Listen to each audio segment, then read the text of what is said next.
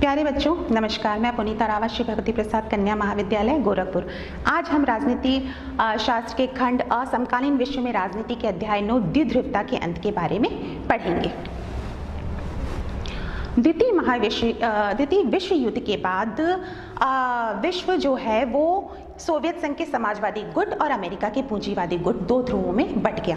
इन दोनों ध्रुवों के बीच आरोप प्रत्यारोप और कागज के गोलों से लड़ा जाने वाला शीत युद्ध प्रारंभ हो गया। इस शीत युद्ध की खींचतान में ही जर्मनी को भी बर्लिन की दीवार से बांट दिया गया और 9 नवंबर 1989 को पूर्वी जर्मनी की जनता ने बर्लिन की दीवार को गिरा दिया। इस नाटकीय घटनाक्रम के बाद और भी कई ऐतिहासिक नाटकीय घटनाक्रम सामने आए, जिसकी परिणति दूसरी दुनिया के पतन और शीत युद्ध की समाप्ति के रूप में हुई। जर्मनी का एकीकरण हो गया। पूर्वी यूरोप के 8 देशों ने अपने यहाँ पर साम्यवादी शासन को बदल डाला। स्वयं सोवियत संघ का ही विघटन हो गया। आज इस अध्याय में हम ये पढ़ेंगे कि किस प्रकार द्विध्रुवता का अंत हुआ, क्या घटनाक्रम रहे, कारण और प्रभाव क्या थे।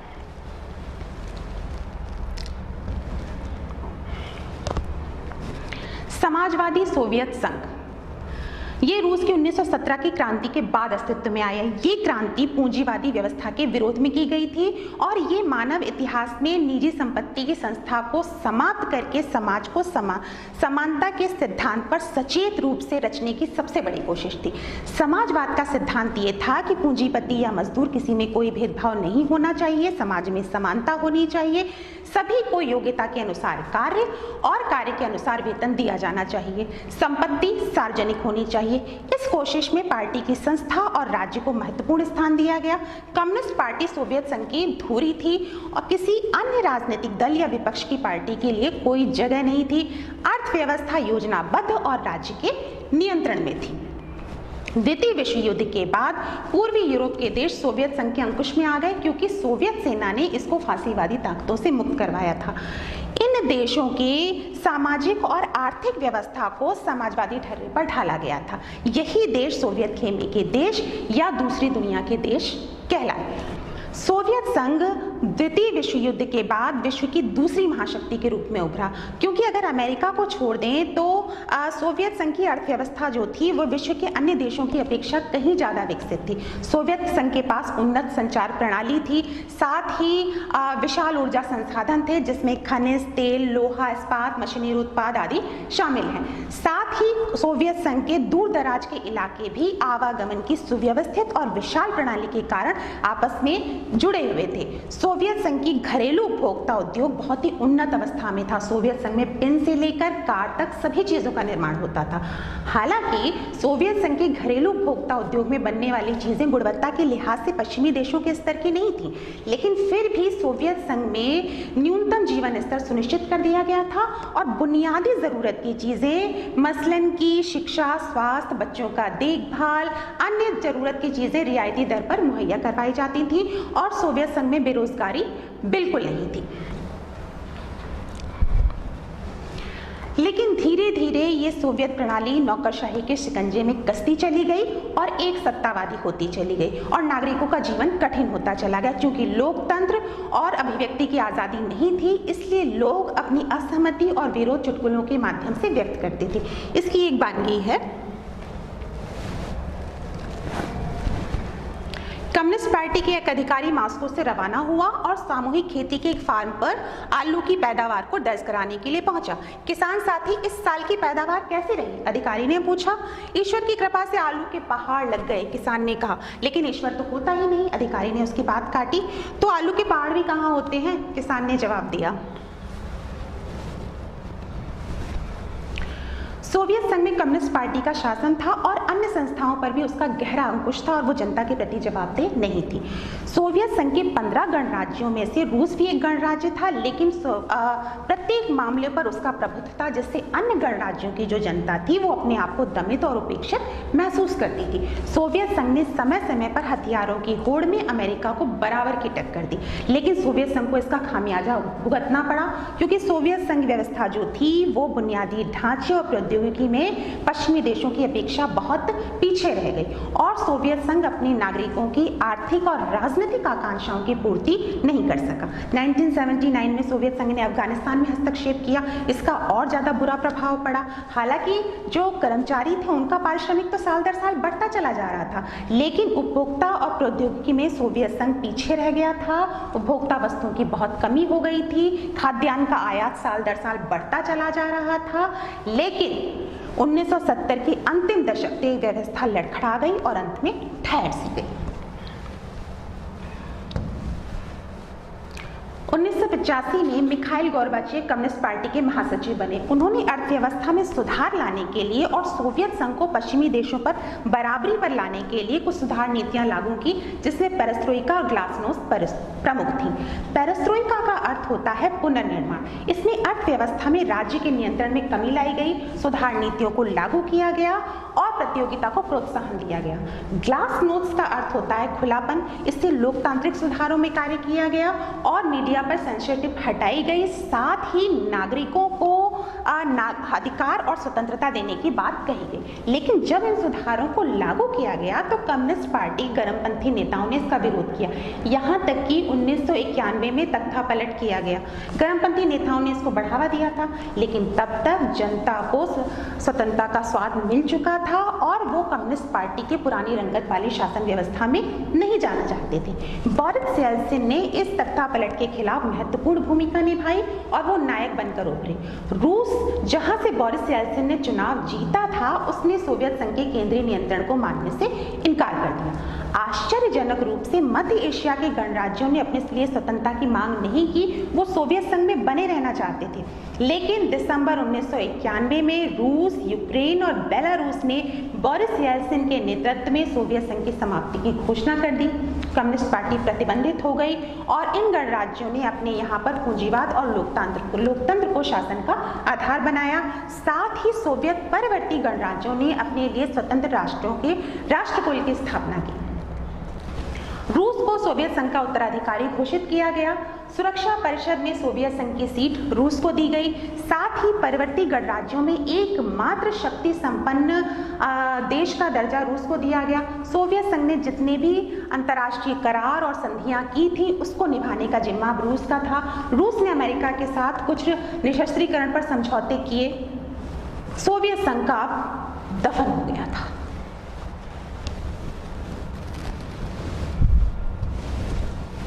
इसके घटनाक्रम कुछ इस तरह से रहे।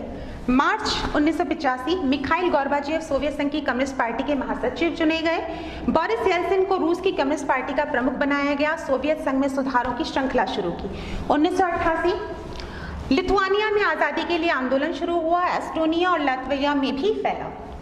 अक्टूबर 1989 सोवियत संघ की घोषणा की कि वार्सा समझौते के सदस्य अपने भविष्य तय करने के लिए स्वतंत्र हैं। नवंबर में बर्लिन की दीवार गिरा दी गई। फरवरी 1990 गोर्बाचेव ने सोवियत संसद ड्यूमा के चुनाव के लिए बहुदलीय राजनीति की शुरुआत की। सोवियत सत्ता पर कम्युनिस्ट पार्टी का 72 वर्ष पुराना एकाधिकार समाप्त हो गया। जून 1990 रूसी संसद ने सोवियत संघ से अपनी स्वतंत्रता घोषित की। मार्च 1990 लिथुआनिया स्वतंत्रता की घोषणा करने वाला पहला सोवियत गणराज्य बना। जून 1991 येल्त्सिन का कम्युनिस्ट पार्टी से इस्तीफा, रूस के राष्ट्रपति बने। अगस्त 1991 कम्युनिस्ट पार्टी के गर्मपंथियों ने गोर्बाचेव के खिलाफ एक असफल तख्ता पलट किया। सितंबर 1991 एस्टोनिया, लातविया और लिथुआनिया तीनों बाल्टिक गणराज्य संयुक्त राष्ट्र संघ के सदस्य बने। दिसंबर 1991 रूस, बेलारूस और यूक्रेन ने 1922 की सोवियत संघ के निर्माण से संबंध संधि को समाप्त करने का फैसला किया और स्वतंत्र राष्ट्रों का राष्ट्रकुल बनाया। Armenia, Azerbaijan, Moldova, Kazakhstan, Kyrgyzstan, Tajikistan, Turkmenistan और उज्बेकिस्तान भी राष्ट्रकुल में शामिल हुए। जॉर्जिया 1993 में राष्ट्रकुल का सदस्य बना। संयुक्त राष्ट्र संघ में सोवियत संघ की सीट रूस को मिली। 25 दिसंबर 1991 गोर्बाचेव ने सोवियत संघ के राष्ट्रपति के पद से इस्तीफा दिया और सोवियत संघ का अंत हो गया। विश्व की दूसरी महाशक्ति अचानक आखिर इस तरह से बिखर कैसे गई? सिर्फ समाजवाद और सोवियत संघ के पतन को समझने के लिए सवाल पूछना जरूरी नहीं है, बल्कि किसी भी राज्य व्यवस्था के अंत को समझने के लिए सवाल जरूरी है। दरअसल इसमें कोई संदेह नहीं कि सोवियत संघ की राजनीतिक और आर्थिक संस्थाएं अपनी कमजोरी के कारण जनता की राजनीतिक और आर्थिक आकांक्षाओं की पूर्ति नहीं कर सकी और ये सोवियत संघ के विघटन का सबसे बड़ा कारण रहा। सालों तक अर्थव्यवस्था गतिरुद्ध रही और उपभोक्ता वस्तुओं की भारी कमी हो गई। अब प्रश्न ये उठता है कि आखिर संस्थाएं इतनी कमजोर हुई कैसे, अर्थव्यवस्था में गतिरोध क्यों आया। दरअसल हुआ क्या कि सोवियत संघ ने अपने संसाधनों का बड़ा हिस्सा जो था वो परमाणु हथियारों और सैन्य साजो सामान पर खर्च किया।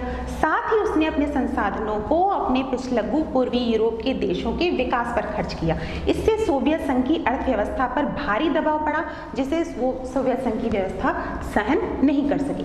साथ ही सालों तक सोवियत जनता को ये बताया गया था कि सोवियत समाजवादी व्यवस्था पश्चिम की पूंजीवादी व्यवस्था से बेहतर है, जबकि सच्चाई ये थी कि सोवियत संघ पश्चिमी देशों की तुलना में पिछड़ चुका था। अपने पिछड़ेपन की इस पहचान से जनता को मनोवैज्ञानिक और राजनीतिक रूप से धक्का लगा।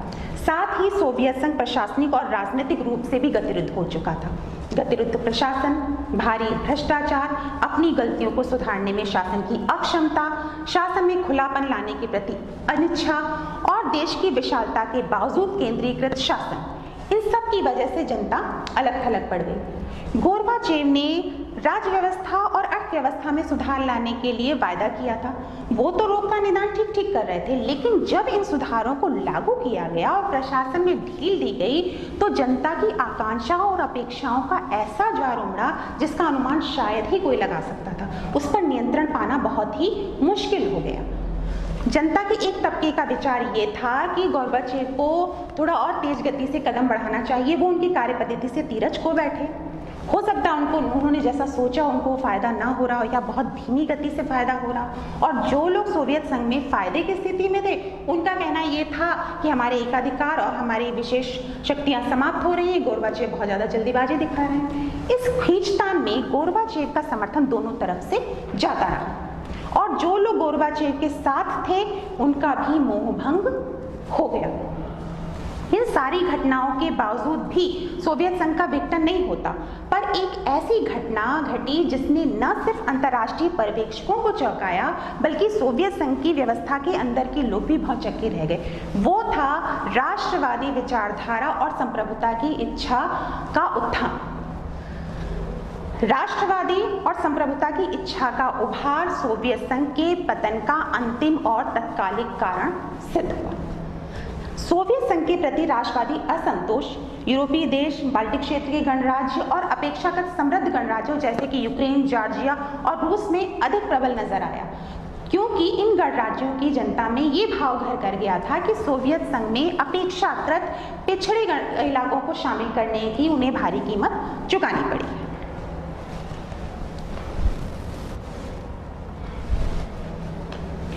सोवियत संघ की दूसरी दुनिया के पतन के परिणाम विश्व राजनीति के लिहाज से गंभीर रहे। इसको मोटे रूप में 3 तरह से देखा जा सकता है। अव्वल तो सोवियत संघ के विघटन से शीत युद्ध के दौर की संघर्ष की समाप्ति हो गई और समाजवादी व्यवस्था पूंजीवादी व्यवस्था को पछाड़ पाएगी कि नहीं, ये विचारधारात्मक विवाद अब कोई मुद्दा नहीं रह गया। साथ ही शीत युद्ध की समाप्ति से हथियारों की जो होड़ थी वो समाप्त हो गई। दूसरा, सोवियत संघ के विघटन से विश्व परिदृश्य बदल गया और शक्ति संतुलन भी बदल गए। अमेरिका अकेली महाशक्ति बनकर उभरा और अंतरराष्ट्रीय पटल पर पूंजीवादी अर्थव्यवस्था पर प्रभुत्वशाली अर्थव्यवस्था हो गई। अंतरराष्ट्रीय मुद्रा कोष और विश्व बैंक जैसी संस्थाएं विभिन्न देशों की ताकत पर सलाहकार बन गई, क्योंकि इन देशों ने पूंजीवाद की ओर कदम बढ़ाने के लिए इन संस्थाओं से कर्ज लिया था। तीसरा, सोवियत संघ के विघटन से नए देशों का उदय हुआ, जिसमें कि बाल्टिक क्षेत्र के गणराज्य और पूर्वी यूरोप के देश तो यूरोपीय संघ से मिलना चाहते थे, लेकिन मध्य एशिया के गणराज्य अपनी विशिष्ट भौगोलिक स्थिति का फायदा उठाना चाहते थे, क्योंकि इनके पास पेट्रोलियम संसाधनों की प्रचुरता थी। इसलिए इन्होंने रूस से भी अपना संबंध प्रगाढ़ बनाए रखा, साथ ही पश्चिमी देशों अमेरिका और चीन से भी अपने संबंध मधुर बनाए।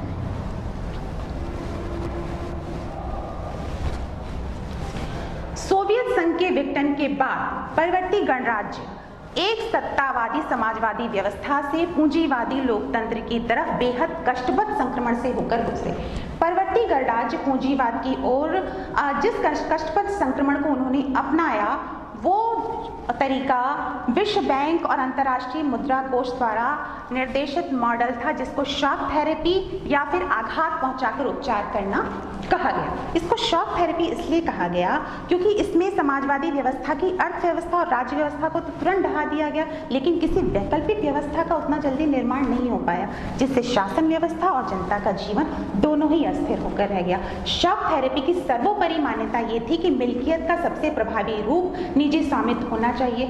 सामूहिक फर्मों को निजी फर्मों में बदला गया और जो खेती थी वो पूंजीवादी तरीके से शुरू की गई। अब ये माना जाने लगा कि ज़्यादा से ज़्यादा व्यापार करके ही विकास किया जा सकता है, इसलिए वित्तीय खुलापन और मुक्त व्यापार नीति को अपनाया गया।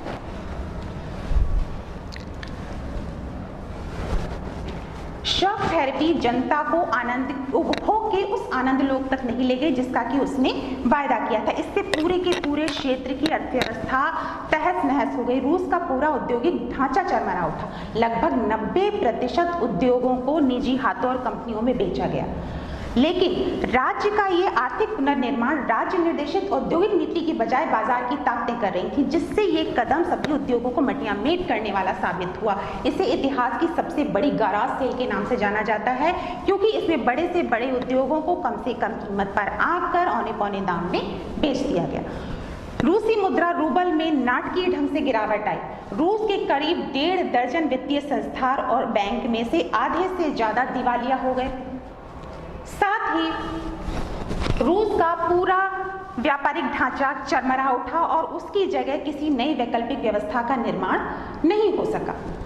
साथ ही जो रूस की समाजवादी व्यवस्था थी उसको क्रमबद्ध तरीके से नष्ट किया गया और सरकारी रियायतों के खात्मे की वजह से एक बड़ा वर्ग जो था वो गरीबी में पड़ गया। बौद्धिक वर्ग से जुड़े हुए लोग या तो बिखर गए या बाहर चले गए। एक माफिया वर्ग उभरा जिसने पूरी अर्थव्यवस्था को अपने कब्जे में ले लिया। रूस में अमीरी और गरीबी की खाई और ज्यादा चौड़ी होती चली गई। साथ ही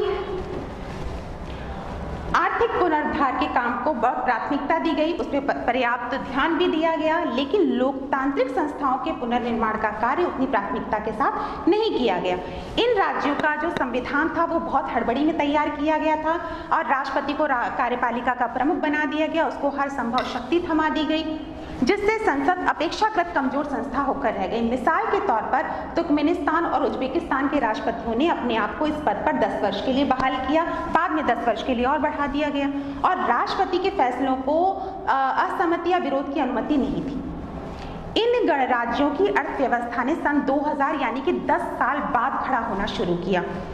इन राज्यों की अर्थव्यवस्था के पुनर्जीवन का कारण था पेट्रोलियम संसाधन और गैस की उपलब्धता। दरअसल रूस, कजाकिस्तान, तुर्कमेनिस्तान, उज्बेकिस्तान, अजरबैजान तेल और प्राकृतिक गैस के बड़े उत्पादक देश थे और दूसरे देशों को अपने यहाँ पाइपलाइन गुजरने का फायदा मिला क्योंकि इसके एवज में उनको किराया मिलता था। एक तरह से विनिर्माण का काम भी काफी हद तक शुरू हुआ।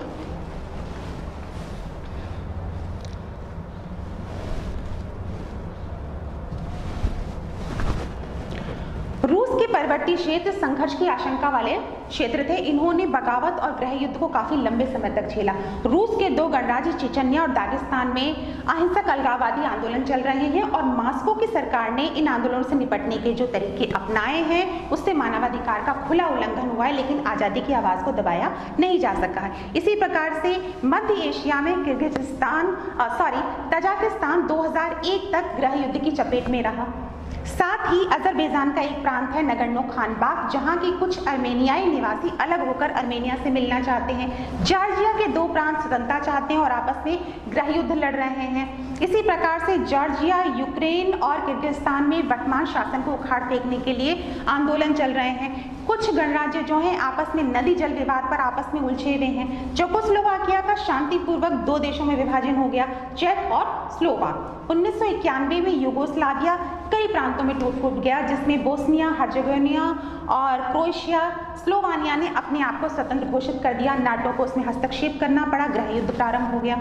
इन सारी बातों की वजह से इस पूरे क्षेत्र में अस्थिरता का माहौल है और नागरिकों का जीवन जीना दूभर है। हालांकि कुछ गणराज्यों में पेट्रोलियम संसाधनों की प्रचुर उपलब्धता के कारण इनको आर्थिक फायदा तो मिला, लेकिन इस वजह से ये बाहरी ताकतों और तेल कंपनियों की प्रतिस्पर्धा का अखाड़ा बनकर रह गए। 11 सितंबर 2001 की घटना के बाद अमेरिका भी इस क्षेत्र में अपने सैन्य ठिकाने बनाना चाहता था। इसके एवज में इसने इस क्षेत्र के सभी देशों को भुगतान किया और अफगानिस्तान और इराक के खिलाफ युद्ध में उसने अपने जंगी जहाज़ों को यहाँ से उड़ने की अनुमति प्राप्त की। इसी प्रकार खनिज तेल, पेट्रोलियम संसाधन की मौजूदगी की वजह से चीन के हित भी इस क्षेत्र से जुड़े हुए हैं और चीनी व्यापारी जो हैं इस क्षेत्र पर आकर उन्होंने अपना व्यापार करना शुरू कर दिया है।